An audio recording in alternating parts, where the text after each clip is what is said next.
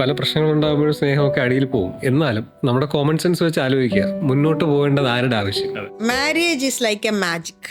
അതിൻ്റെ ആ ഫണ്ണും എന്തൂസിയാസവും ഗ്ലിറ്റർ പോകാതെ കീപ്പ് ചെയ്യാനായിട്ട് രണ്ട് കൂട്ടരും ശ്രമിക്കണം.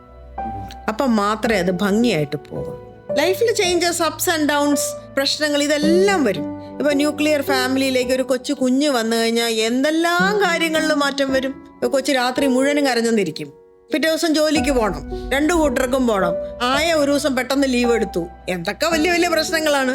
ഇതിനൊക്കെ അങ്ങോട്ടും ഇങ്ങോട്ടും പഴി ചേരാനും കുറ്റപ്പെടുത്താനും അത് മനസ്സിലാക്കാതെ പെരുമാറാനും.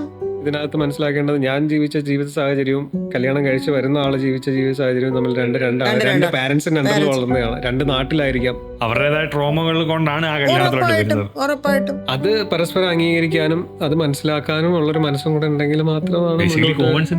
സർക്കംസ്റ്റാൻഷ്യൽ ലാംഗ്വേജ്, അതാണ് അതിന്റെ കറക്റ്റ് വാക്കെന്ന് പറയുന്നതാണ്. സർക്കംസ്റ്റാൻഷ്യൽ ലാംഗ്വേജ് ഉണ്ടായിരിക്കാൻ. മാരേജ് ഭയങ്കര ആർഭാടമായിട്ട് നടത്തും. ഒരു കല്യാണ സാരി വാങ്ങിക്കാൻ 10 കടയിൽ കയറി ഇറങ്ങും.